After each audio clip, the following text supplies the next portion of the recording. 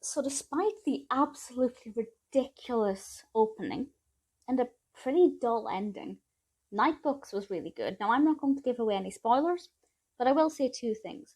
The first thing is that the beginning makes absolutely no sense.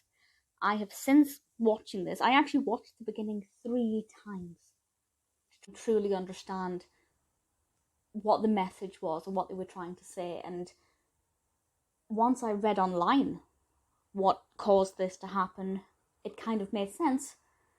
But at the same time, I felt like it was not very clear, and by the time certain things are mentioned later in the film, you've forgotten the key elements of that opening. So the opening is far too quick. It lasts about 30 seconds, maybe a minute, and then Alex gets taken away, which I will discuss in a moment. Maybe this is just being aimed at people who have read the book. Nightbooks is based on a book, and most of the reviews I've read from other people are from people who have read the book. But you can't make an adaptation of a book and just aim it at those who have read the book. Otherwise, what's the point?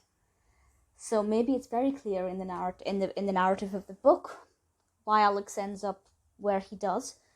But the beginning of the film was so shocking, I nearly switched off after 2 minutes. But thankfully, I kept going, and actually, Winslow Fegley, or Fegley, I apologise if I've mispronounced his name, gave such a brilliant performance that I couldn't stop watching. So that in itself is good, but in terms of storytelling, it is horrifically bad. Not saying the book is the same. I will not judge the book. I'm sure the book's a lot better. This film was released this year, 2021, on Netflix, directed by David Yarovesky, and the narrative itself is all over the place. But visually, it's quite compelling. But for me, it's Winslow Fegley, I do apologise.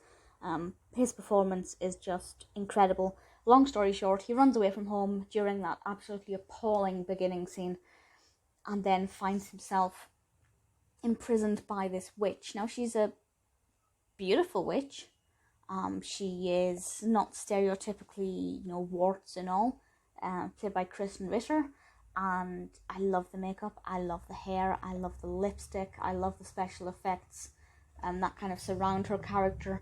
There's just something about that character that I find really beautiful and really alluring.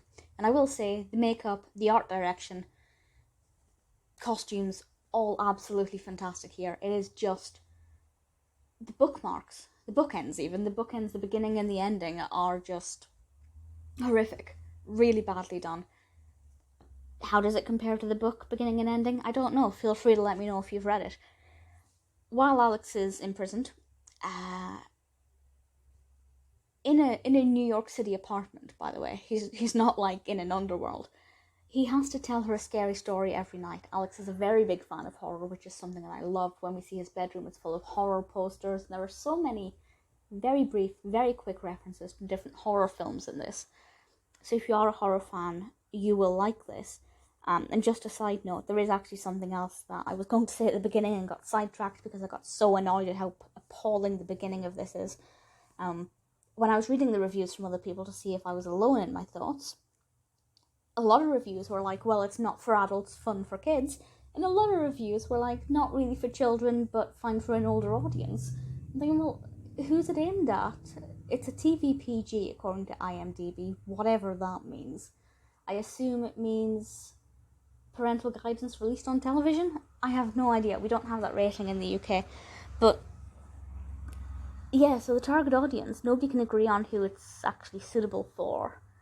So that in itself is a little bit awkward. But I think if you're a horror fan, you'll enjoy all of the references. And then while Alex is there, we don't get any film references, but he begins to tell these scary stories to this witch. And he is amazing at telling stories. And when he's telling the stories, we get to see the action on screen. We get a lot of special effects there. We get to go into this kind of almost illustrated world. And my favourite one is the one with the children in the park, in the play park. I absolutely love that scene. And I do genuinely think that it's one of the best scenes in a film that I've seen released this year. So while the film started out as just an absolute disappointment, there are certain aspects of this that are so good. then I'm still very happy to recommend it. I'm not going to say anything more about that, but obviously Alex's biggest challenge is to tell these scary stories every day so that bad things don't happen to him, but also to, find a way to escape. There is apparently a second one coming out, or there's a second book that might be getting turned into a film. I don't really know. I hadn't ever heard of this, so I don't know how big of a fan base it has.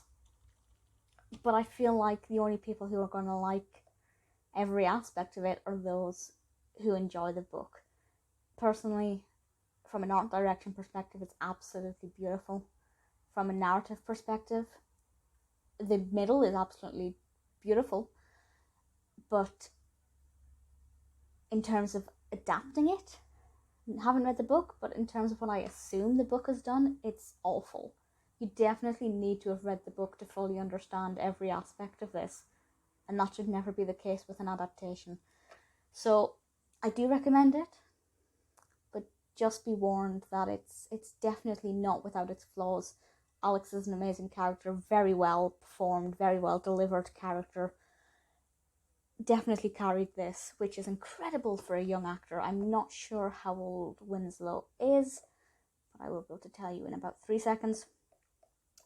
He was born in... I can't tell you because IMDb doesn't tell me. Well, that was anticlimactic. Okay, I googled it. He's 12, so it would have been maybe 10 or 11 at the time of filming this, and it's an absolutely fantastic actor. Really, really brilliant performance. It's not a good film.